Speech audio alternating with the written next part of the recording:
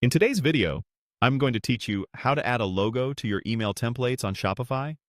Hashtag how to, hashtag Shopify. Let's get your brand front and center in every automated message your customers receive. Start by opening your Shopify admin. From the main dashboard, go straight to Settings. In the Settings menu, find and open Notifications.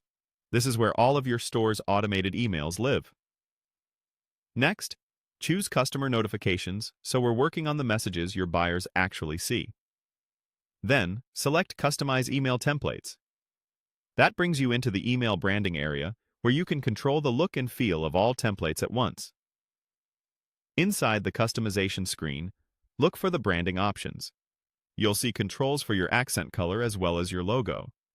The accent color sets the tone for your buttons, links, and highlights across every email, so it's worth setting this first to match your brand palette. Open Accent Color to reveal the color picker.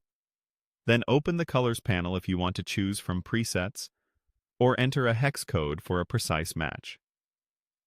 Take a moment to pick a color that complements your logo for a cohesive look.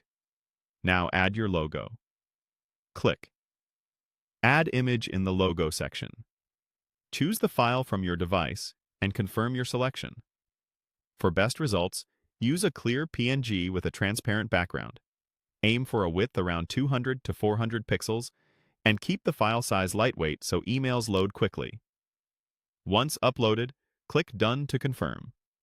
You should see your logo appear in the preview area, centered at the top of the template. If you see additional accent color options in the same panel, open them again to double-check your final selection. Some themes or layouts may show the accent color control in more than one spot to cover different elements, so simply confirm they all match your chosen brand color. Use the color picker or hex input as needed, and keep an eye on the live preview to ensure buttons and links are easy to read against your background. When you're satisfied with how everything looks, the logo in place and the accent color locked in, click Save.